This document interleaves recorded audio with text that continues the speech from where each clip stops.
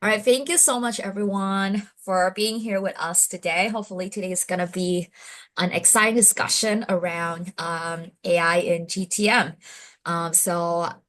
Today, our very lucky to have our speaker, Paul Irving, who is a partner and platform director at GTMfund, and Levi Lian, who's a CEO at Raycaster.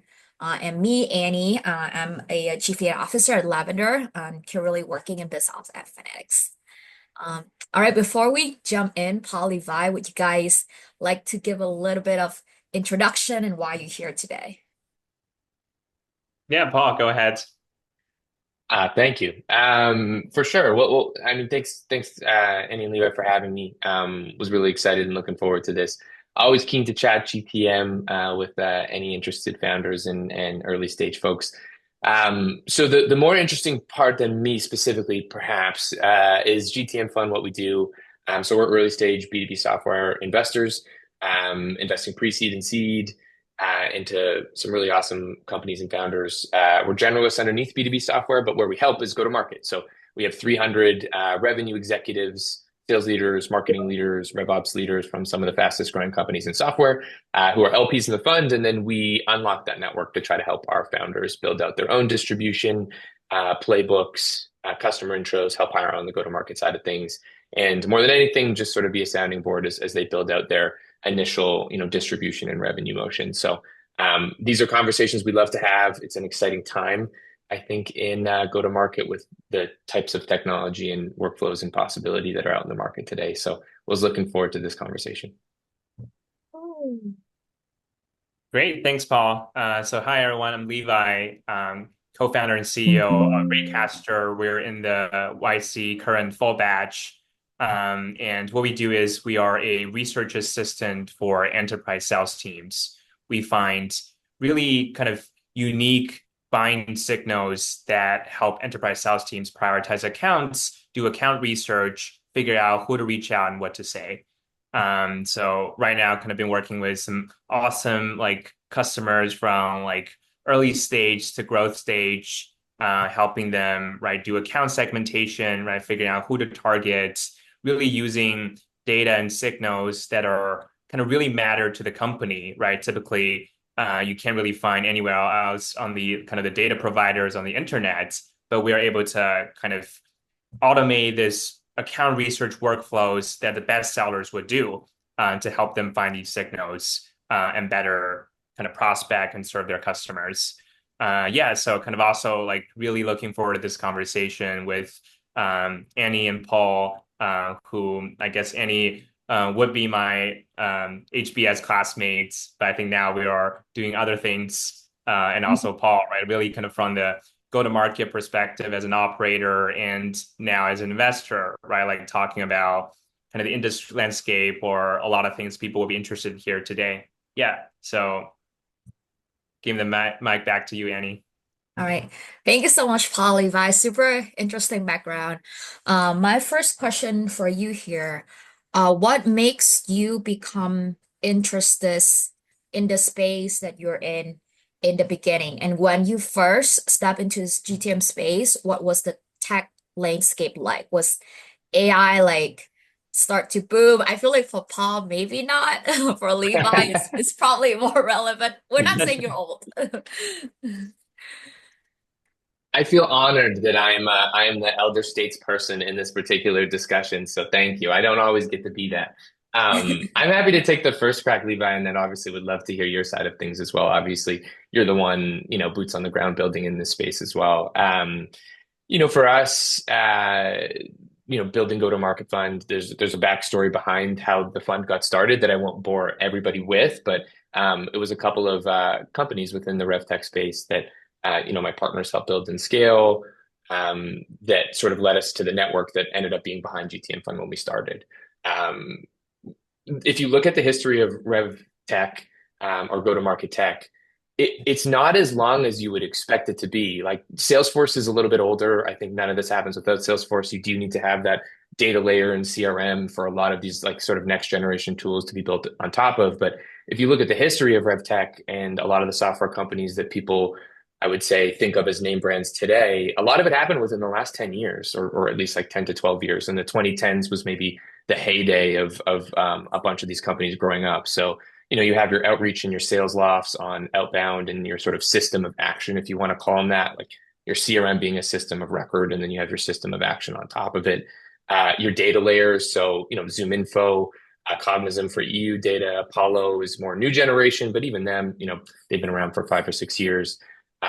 Gong and Clary of your sort of revenue intelligence system of analysis, what's happening on the front lines, what are your people saying, what are your salespeople saying in the meetings, what's working, what's not working, how are you planning your revenue forecasting, and then even some of the enablement tools like your Seismic, your High Spots, some of the newer ones, just in time learning like Speckit.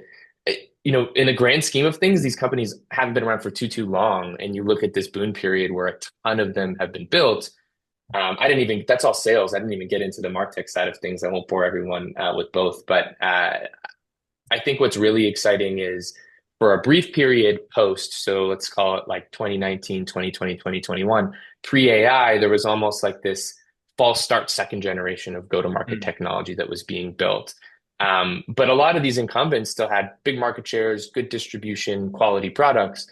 What's exciting about today is I think from a technology perspective, AI unlocks a bunch of different workflows and structures that and tooling that can be used today that just wouldn't have been possible before that. And so from a like what's the inflection point for a new generation of really compelling, workflows, playbooks, tools for, cutting edge go-to-market teams to use, I feel like this is sort of the next big generation coming up now. Wow, Awesome. amazing. Yeah, thanks, Paul, for giving kind of the lay of the land on just the past almost like 20 years, right? From like Salesforce days to like the proliferation of go-to-market tech and to maybe the segment of kind of the PLG, right? People are talking about PLG so much during COVID, and now it's this new AI native, right? Go-to-market tech. For me, right, kind of my personal journey has been I actually started in engineering and product capacity, right? That's somewhat you could argue, right? Like almost like a different end of your kind of go-to-market, right? Like really engaging with customers every day, but more kind of on a strategic level, right? Like thinking about like what are the customer problems to solve, right? And what kind of are the right things to build. And for that reason, it's almost like we want to be very close to the customers, but also keep at a distance, right? Instead of just building what the customers tell us that we should build, we got to think about what is the hidden need, right, behind all the things they're saying, and interpreting that with our own interpretation, and building a product that's almost like people say, right, like Steve Jobs, right, never kind of built like just faster horses, right? Instead, you got to create this new category, right? Sometimes that comes with conviction, with being against the norm or what people say they wanted, right? But underlying that philosophy was what you should build as a product.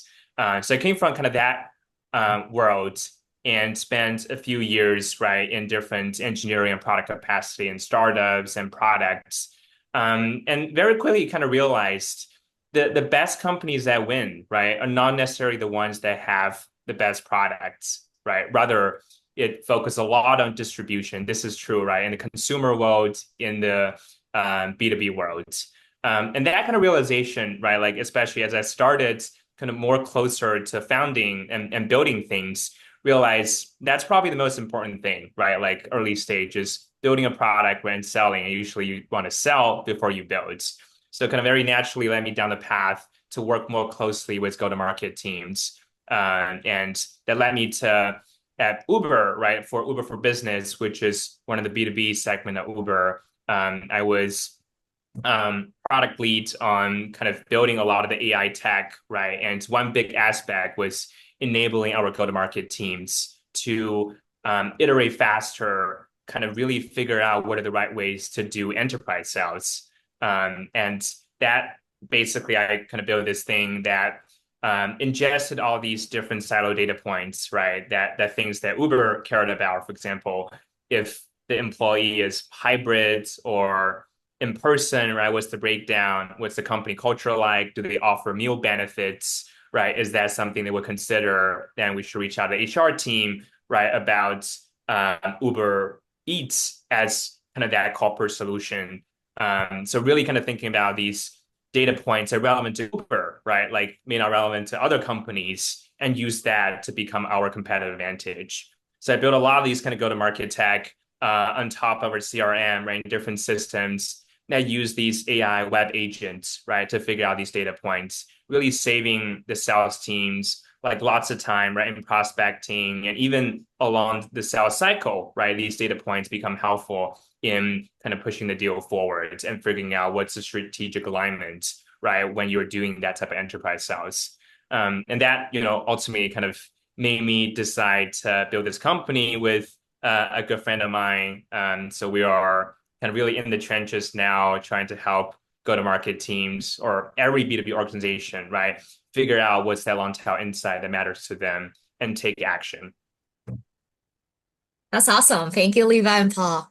Sounds like a lot of the stuff you work on, sorry, are super exciting and transformative for a lot of large scale businesses. So for me at Lavendr, we are also a B2B model, but the businesses we serve are actually more small and medium businesses. So basically your friendly neighborhood, beauty salons. And a question I have here is in the sales cycle that we've seen with the smaller businesses, the challenge is very different from large businesses. For instance, I think the human interaction is a lot more with these small businesses, and also they don't have very established knowledge of tech, like they're not tech savvy at all. They also don't have like that habit of, like having regular cadence with salespeople and how to handle that kind of professional relationship is all very sporadic and very random. And I have tried to like it in my own work in GTM at Lavendr.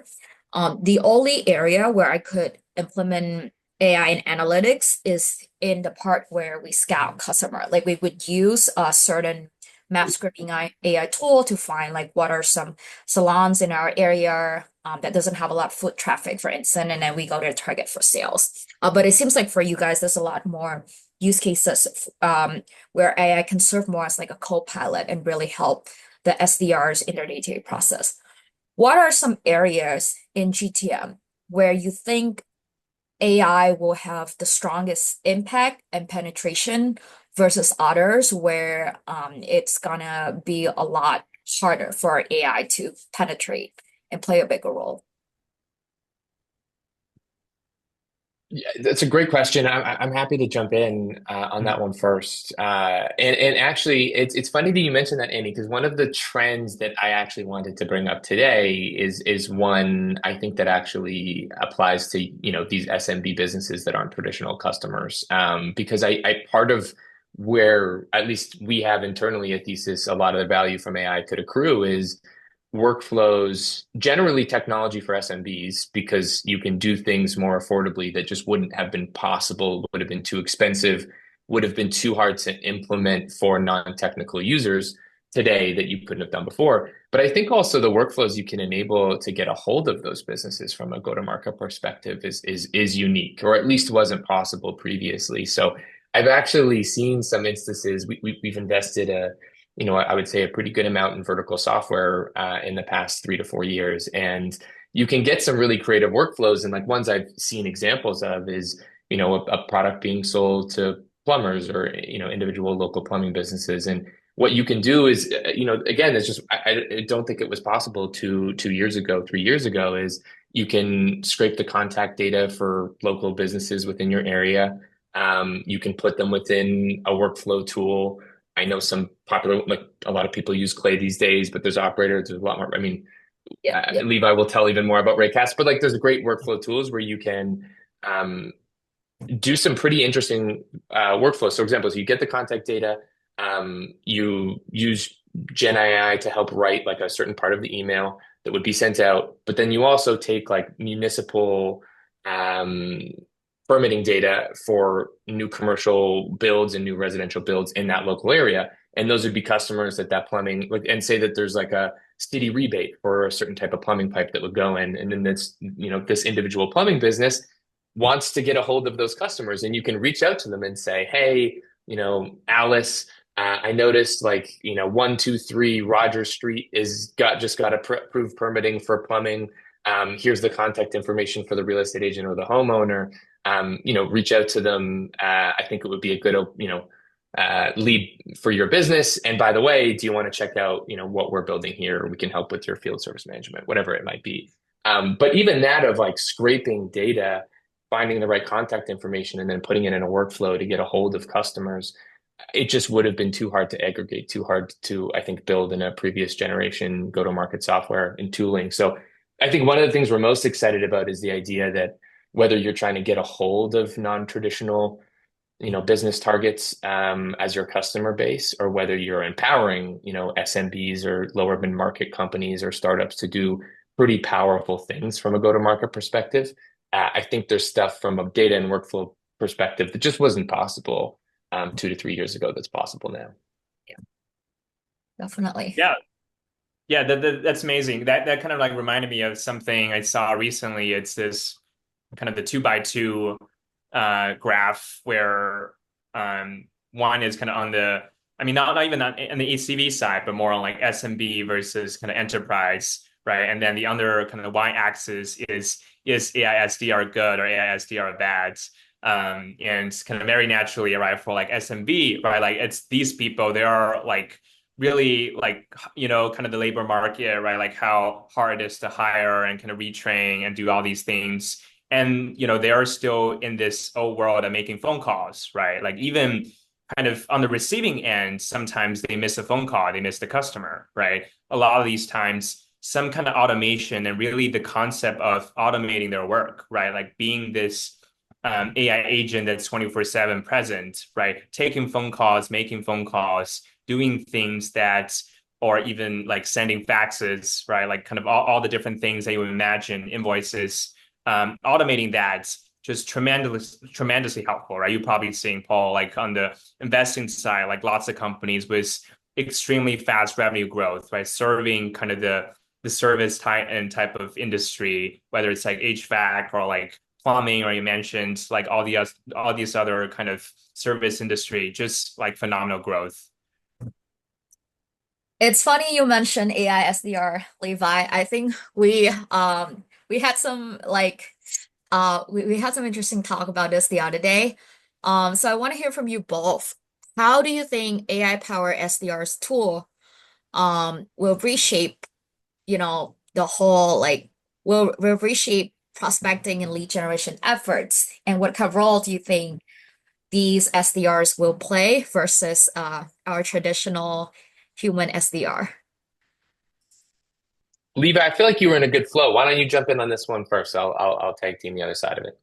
Yeah, sure. So, I mean, I think like for first, right, when we say like AI SDR, it's like very broad, right? We could be talking about like the field sales people, right? Like actually making like selling your solar panels, right? Or like selling like other things versus kind of the selling. I think when we say like AI SDR, I think the most of the application so far is still like B2B SaaS, right? Like you're selling some type of software subscription, right? And you want to find out customers. And that's a different kind of type of AI SDR we're talking about.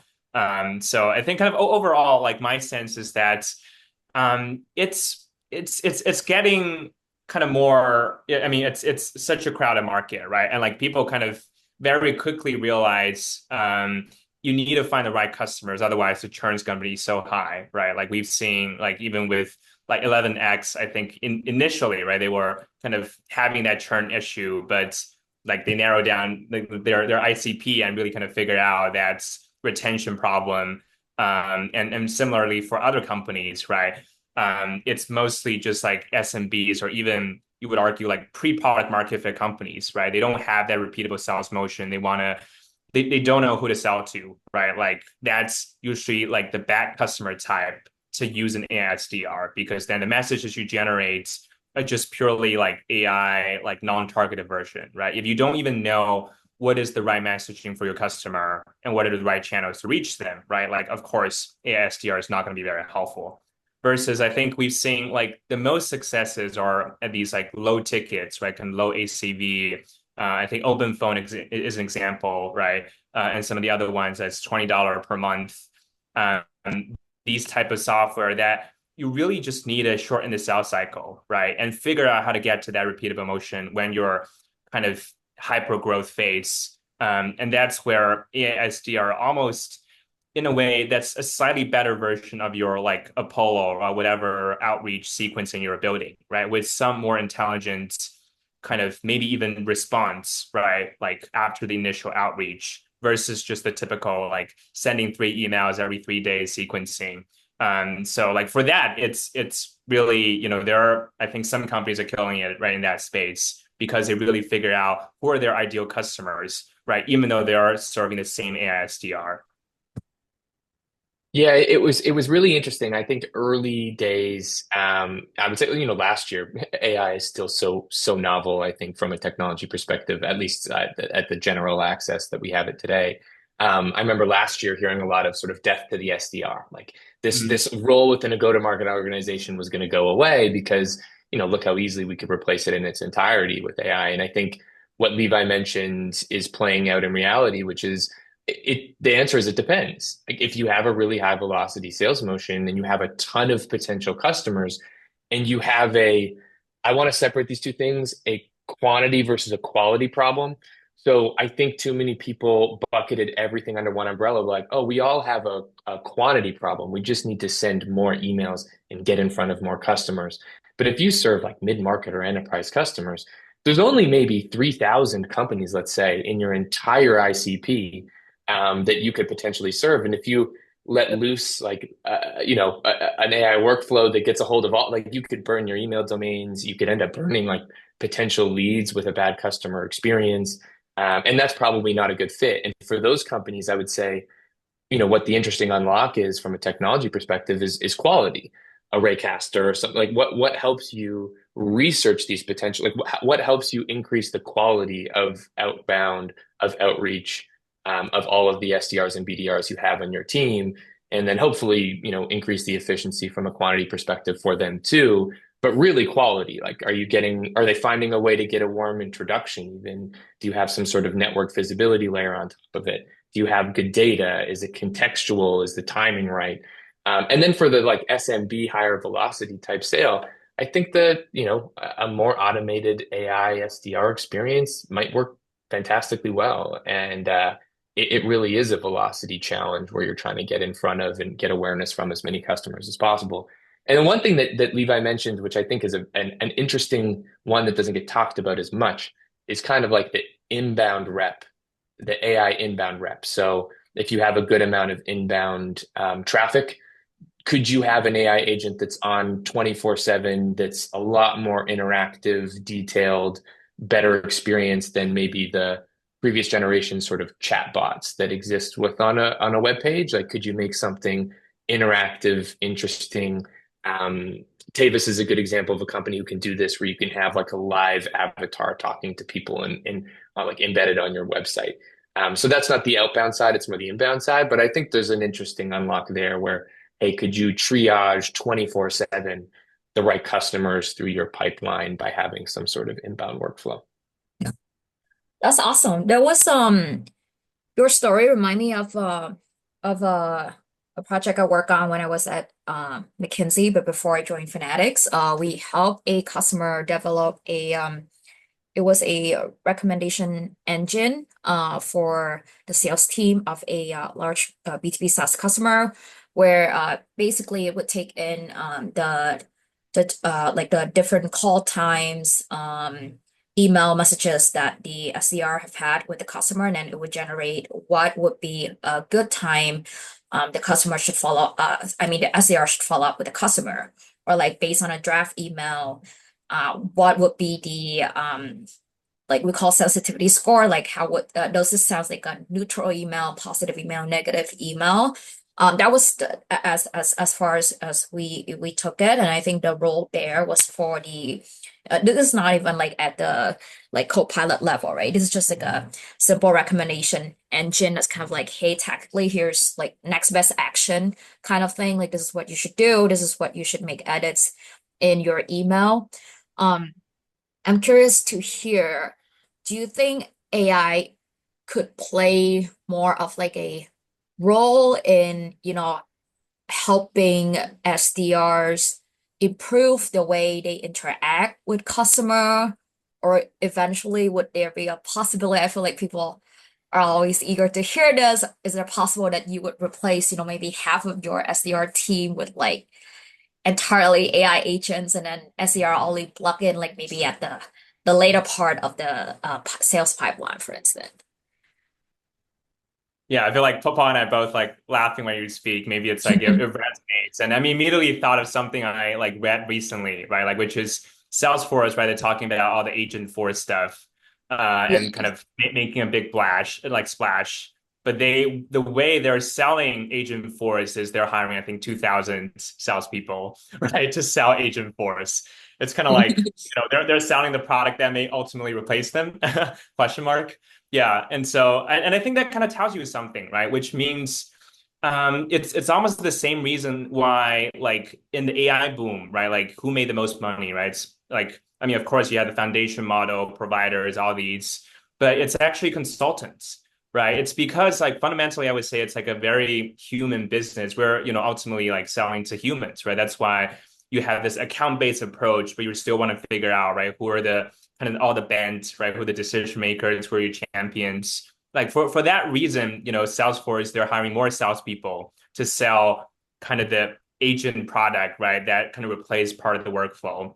And another thing that I want to mention is that it's kind of with every technology, right? You have the Luddite saying, oh, it's gonna replace people, right? What's gonna happen to the workforce? But kind of people always adapt, right? Like for example, data science role was really created around like the 2010 era, right? Before that, what is even data science, right? You don't even have data warehouses. You don't even have clean data in the first place, right? A lot of the things and roles, job titles that people take for granted these days, right? I think Stanford, like recently, like my alma mater, I just created a data science major. I was like, that's Wait, never heard. see. Yeah. Yeah, Yeah. yeah. So like even universities are kind of quickly adopting, right? Maybe there is a new major on how to train AI, right? How to steer the AI in the right direction. So I think that would be my bet, right? Is on the sales functions, they're adopting more AI, right? Even though there might be people who are like in fear of them getting replaced, but the best sales team, right? Like Paul can probably comment on this in the kind of enterprise world, there are like growth stage companies, they're fast adopting AI, right? Like Clay being an example, right? Like really kind of just came to the top in the last couple of years. Because of how this new paradigm is playing out, right? You got to learn these new tools. And another thing, like last thing I want to mention before I hand it off to you, Paul, is I think I read this article recently called like the growth of GTM engineer, right? Or the emergence of growth engineer. And this is something I think, like that didn't really exist before, right? And even today, if you ask someone what is a growth engineer, they're like, no idea who that is, right? Probably an engineer, like, but why adding the growth title to it?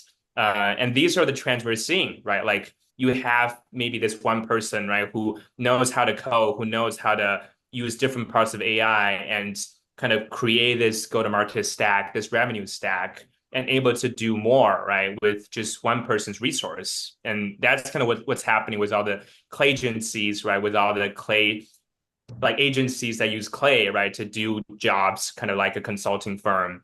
And we're already seeing that trend right now, right? So I think there would just be potentially, yeah, there's going to be more salespeople. That's my bet. I was only smiling because I was going to reference the exact same article, Levi. You beat me to it on the growth engineer side of things. But it's really true, and I think maybe it's an old school view of it, but I think we actually fall back on the idea that at the end of the day, of purchases of a certain threshold, I think it's important to separate those things again. I think like putting your credit card on the internet, I think like which was blasphemous for a period of time. I'm also dating myself again as so old, but there was a period of time where that was seemingly a crazy and dangerous thing to do and is now a very normal thing to do for purchases of a certain size. I would imagine that it'll look fairly similar where for software purchases or go-to-market motions of a certain size, people will get pretty comfortable interacting with an AI agent, just like PLG. It's kind of assisted PLG and signing up themselves. I think for purchases at over a certain threshold, humans still want to buy from humans, and business is still a very human and relationship oriented interaction. I don't know if that'll go away. I see sales teams becoming more scalable, hopefully using technology to become, better from a quality perspective in the, workflows and playbooks that they're implementing. So maybe you don't need as big of an SDR, BDR org as before if you're able to do more with less. But the idea that it be fully replaced, I think we still don't see that future. I still think there's going to be a world where great sellers and good relationships are important. And then as Levi mentioned with this other article, like where maybe a lessening in one area of the organization just ends up creating openings in another one where, growth hacker, which is, growth engineer, whatever Yeah. you want to label it, someone who orchestrates. It's almost like a more technical version of RevOps, and even RevOps is kind of new is one of the fastest growing job titles over the last 5 or 6 years. You have more of those people who orchestrate some really complicated and powerful playbooks that you still have a sales team on the front line. But there's a much more sort of technical orchestration of a lot of these tools on the back end that occurs. Yeah. That's awesome. We're gonna have like maybe one or two more questions, and then we'll pivot to Q&A just to be mindful of people's time. I feel like we've talked a lot about the seller side, and how AI can have an impact there. What about the customer side? Would like to hear some of your thoughts on it. This is a very open-ended question, by the way. Yeah, Go for it, sure. Levi. Yeah, I'm thinking about, I think customer side, this is something I guess I've seen, right? Customers, I definitely mentioned um, even the use of ChatGPT and Perplexity, right? Where are you in the first place? That's probably across all the different functions, right? People realize now instead of using Google, right? Like maybe for account research, right? Like for figuring out what this company does, I can type into ChatGPT and it would give me some answers, right? Like maybe not super useful, only certain parts I can copy and paste. But that's just kind of one natural adoption, right? Like just the consumerization of enterprise, right, to some degree, like people getting more familiar with like these tools that can be used, right, for different parts of kind of GTM function, right? Or even like another typical use case I hear often is they will copy and paste, right, the call transcripts, right, from Gone or somewhere like to ChatGPT, right, to ask specific questions, right? Kind of the typical chat with your data is something I think has been adopted like really fast, right, in the go-to-market function because you want to figure out, right, like what are the key points and salespeople, right, like they hate doing this, but they still do like manually updating CRM, right? So you definitely hear some kind of good companies out there, right? They're just trying to automate that, right? Instead of you manually updating the CRM, we kind of automatically pull kind of that intelligent data from Slack, right, from your call notes, all these things, so that you don't have to update an opportunity and fill out some very company specific form, right, that your company asks for it for security or other reasons. Yeah, so I mean, just kind of two thoughts that came into my mind. Yeah, this is and you can both chastise me if I'm not answering the actual question here. But there was one part of it which I think goes into the customer experience side of things that I think is a really cool and interesting trend, which is if you look at and there was a great article written by the Bonfire Ventures team, if anyone wants to go back and read it. But the idea of like the promise of software. And, 20 years ago, it was like, look, we're going to make every individual employee so efficient. But then when you create it, like people talk about this with Salesforce all the time. When you Mhm. create a tool like that, there's like a whole team to just keep the tool alive and updated so that everyone else can use the tool. And while other people are becoming more efficient, it also creates work. So on the like cost benefit analysis, you're almost investing just as much for the tool to work to then get benefit on the other side of the tool. And I think from a customer experience standpoint, what hopefully will change is the promise of software has always been actual automation. Like, how do you replace the work that humans shouldn't necessarily have to do so you can unlock all of the creative, meaningful work that they enjoy doing and that brings the most value to their companies. And the idea of like not updating your CRM is a very simple one, but it's a meaningful one. Like, what if CRM existed and you could just go about your day selling, talking to customers, creating value without ever having to go back and do 2 hours of sort of organizational work at the end of every day or every evening once you finish the day. So I think the sort of new generation of tools, hopefully from a customer experience standpoint, will allow people to just do the work because a lot of the stuff on the other side is genuinely automated and not kind of just creating another job for another person to upkeep it and manage the software platform. Yeah. Yeah, I really like that idea. I think the feedback loop is and I haven't really seen this done, but I think the feedback loop and the kind of like co-pilot for the user and the customer is an interesting area that I haven't seen a lot of AI application, which I think could be useful. Like for instance, at Fanatics, we're developing in-house software for the literal like trading cards production process, and the user of those application are the different businesses, like the designer of the cards, plus the editorial teams.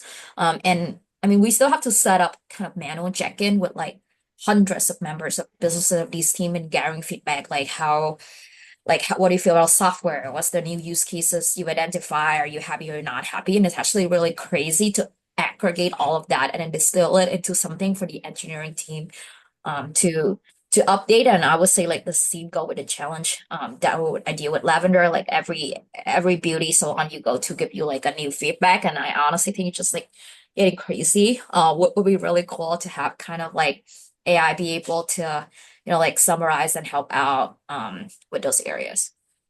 Well, we have two minutes left before I'd like to open the floor to Q&As. I think that there are a lot of folks here that are also, early stage startup founder or operator. There are a lot of product PMs, a lot of software engineer that are very curious to just to hear your thoughts about like maybe like how should they prepare, for the next few years with AI generation in these fields, and how do they like some of the questions that I've got from the audience when they reach out to me to attend the event was like just like they're looking for ways to become involved. They want to see how it would impact their jobs, their life, and ways to be involved.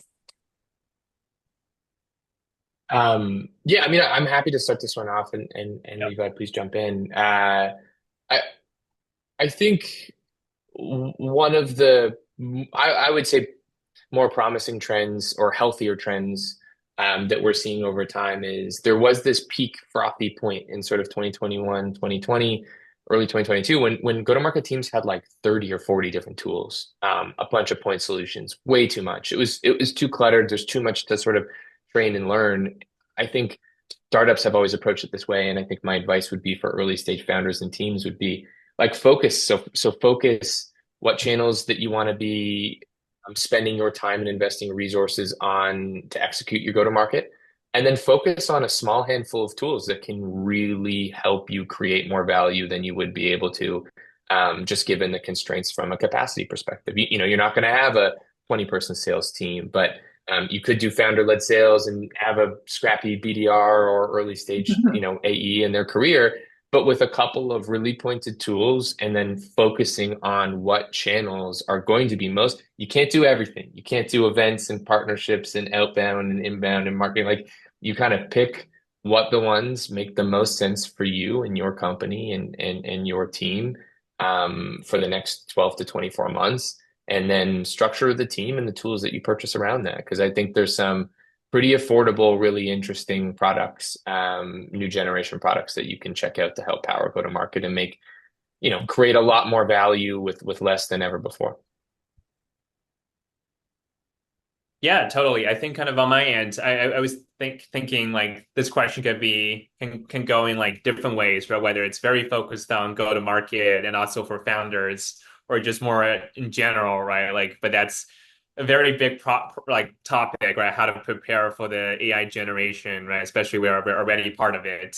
And I think kind of on the first part, right? Just like for founders or people working go-to-market function, like really, I would say just have that curiosity, right? To like try different tools. But at the same time, right, kind of, I mean, this is something probably think a lot about, which is what is right, kind of the ultimate thing or success metric you're trying to drive, right? Like a lot of times, curiosity, if you just want to try the tool, will like trump the actual use cases that you have in mind or like the problems you want to solve. Like I've definitely seen kind of like early stage, they just try to sign up for a bunch of tools, right? And thinking they need to have like the content automation, right? Or like all these different things, and you have LinkedIn presence, Twitter. But really at early stage, you just want to have like one channel, right? That's like really working. And that's kind of what you need to figure out versus trying a bunch of things, kind of the spray and pray approach for tools, right? That might be a thing of the past, but really kind of consolidate, like some form of consolidation, right, will help you figure out what's the most important thing for your business. That's awesome. Thank you so much. A lot of exciting and thought-provoking ideas have been shared. We have around 22 minutes left, so would like to leave this time for Q&A. Please feel free to unmute yourself if you have a question for any of our host speakers, or if you have a story that you would like to share. It doesn't have to be a question. Also, feel free to dump a question in the chat. Yeah, I'll start us off. So actually this question is aimed more towards Paul, but please Levi or Annie jump in as well. Paul, earlier on you mentioned that, or you kind of pointed towards there's a difference between automation and assisting. Automation is pretty much A to Z, taking the human out of it, versus assisting is exactly what it says, assisting the human. So my question is, if I could put all this into one sentence, is what is your view on automation versus what is your view on assisting the user? And that could be in any context, in sales and anything. Such a good question, Alec. Thank you very much.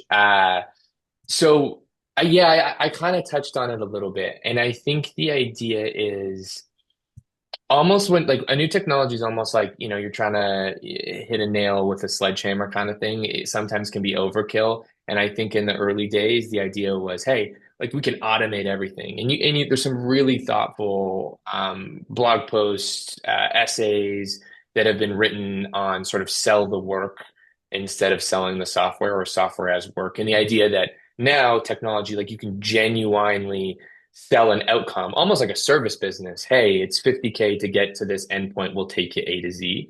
And AI enables so much of that to be automated. I think where we look at it is to be really thoughtful from a first principle standpoint. What needs to be, or what would create the most value by being automated? And then what would create the most value by being assisted? And so one of the ones from an assistant standpoint that Levi mentioned as well is like if you're doing upmarket sales in any industry, I think automation isn't necessarily it. Maybe automate the menial tasks that a rep would do, like updating the CRM, but don't automate their job because the human relationship side of that transaction is still incredibly important.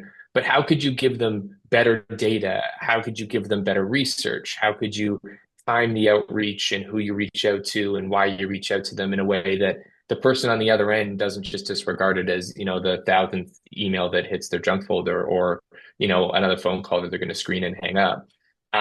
So that's more on the assist. And then on the automation side of things, I mean, this is probably a longer list, to be honest. If you look at any job in a lot of different verticals outside of go-to-market as well, I think a lot of people do a good amount of work that they feel like is not really valuable, but needs to get done. And I think that type of stuff, hey, can we automate that? There's a ton of really interesting opportunity for AI. Again, way outside of go-to-market, but in go-to-market as well, automating the things that don't create a ton of value. And the sort of best thing you could do for a company or a person or an organization is to just do that A to Z for them. And they're willing to pay a pretty reasonable price point to have that happen.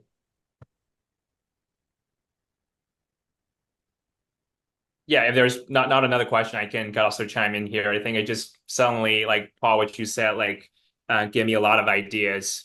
One is this thoughts, or maybe something like another thing I read like early on in the AI cycle, right? It was like people say, remember kind of last year, even like 2022, right? Like the generative AI wave, right? Like people are generating content, whether it's like video, audio, or like generating music, right? Like people are saying, like people thought, right, like kind of doctors or musicians are not going to be replaced, right? It's kind of the more like people who like work with their hands, right, are going to be replaced. But it's the opposite, right? Like we still kind of I think now AI just still able to like there's some big breakthroughs in robotics, right? Able to tie shoelaces, do the things that were typically like actually very hard problem, right? Like robotics couldn't solve that problem until like after we had self-driving cars, right? Like we solved like much more difficult problems that people normally think.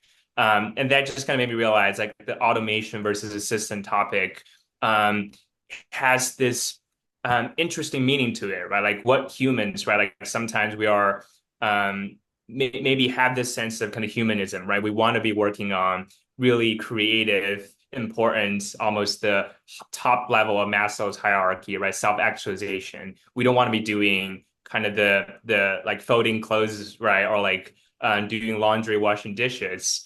But AI, right? Like at least the last couple of years showed, it could do some of that even better than us, right? Especially if you don't have come from like that background, it will make better music than you, right? Versus kind of the more like menial, like manual stuff.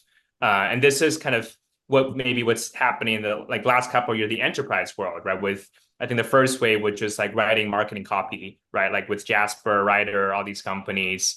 But now it's more focused on, I think we didn't touch on today, but like somewhere related is this reductive AI, right? There's almost too much data. How do we aggregate all the silo data points to understand what you need, right? As a rep, you probably have like 30, 40 tools, or maybe like now these days, it's much less.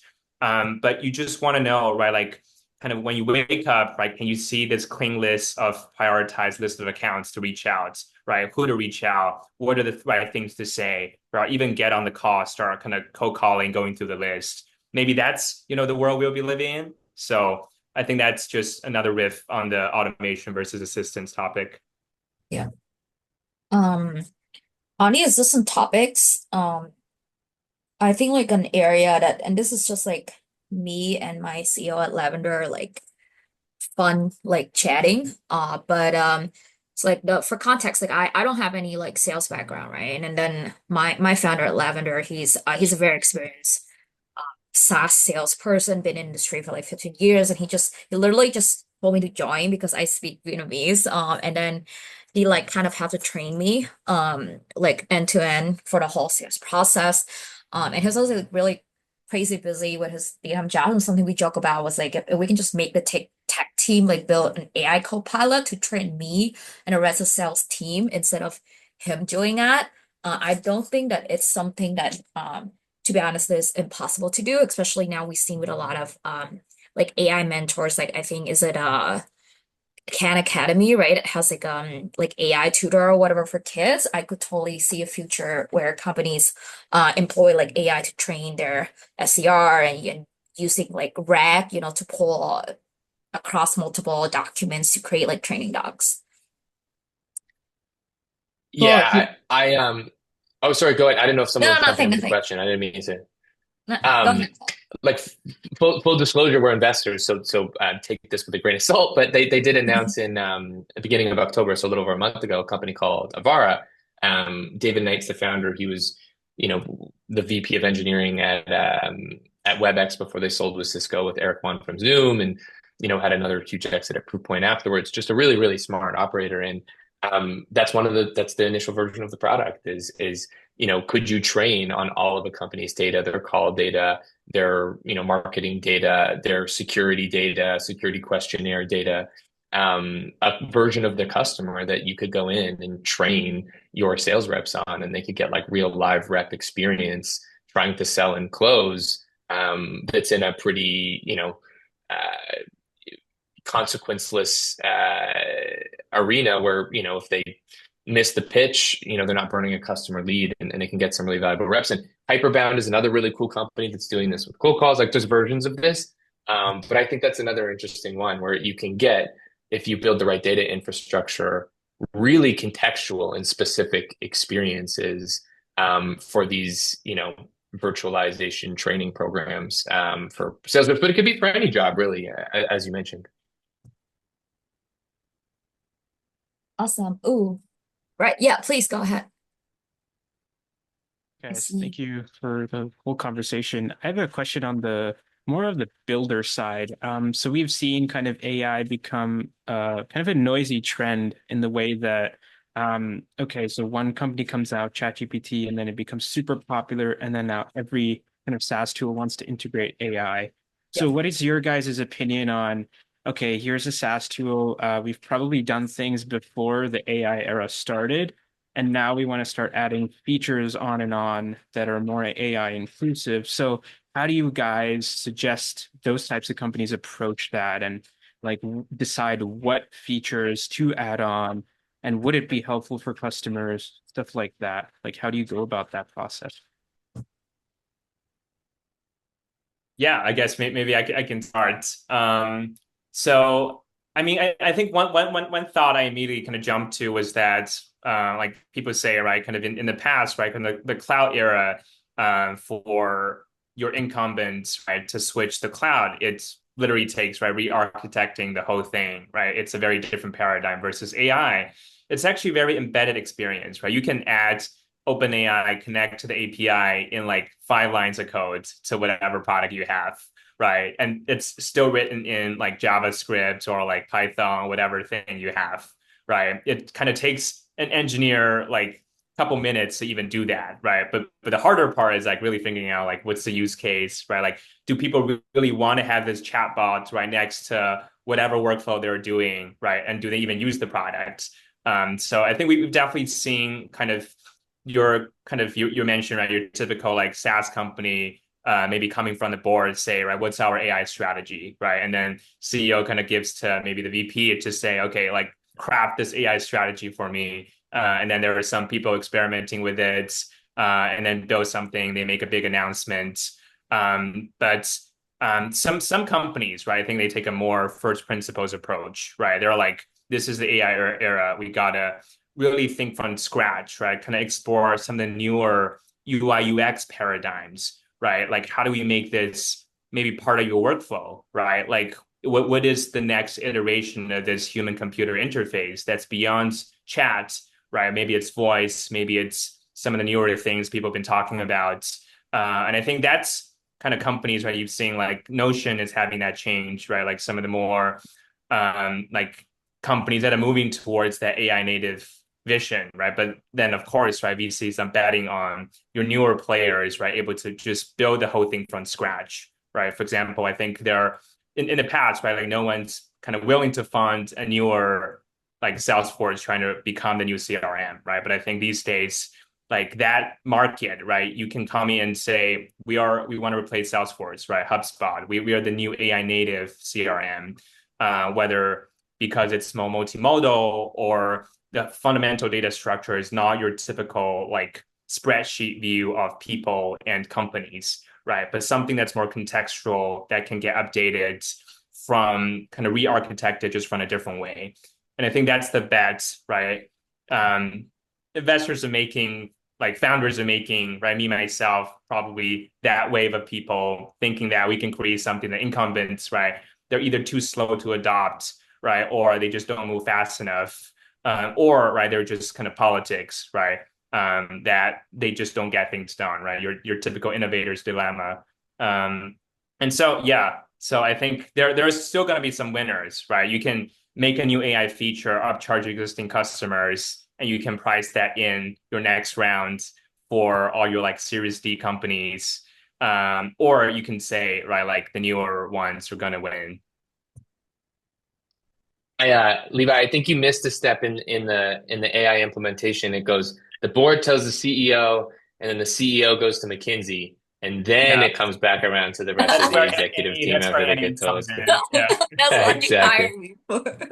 Um, I think the other part of it too, like I'll very quick add on to that because I completely agree. Is I think early in the accessibility of AI, we expected internally that some of these incumbent tools were going to be a lot faster to ship, to be completely honest, like some of these new AI features on top of their current products. And the thinking was pretty simple. It was, hey, if you're Gong, let's say in the Revitech space, like you have the best data possible to be able to layer on some really interesting AI tools. And then, well, a startup can build the infrastructure AI native from the start and can probably do a much more flexible, interesting product at the end as an end result. They don't have access to the data to produce maybe the highest quality version of that product.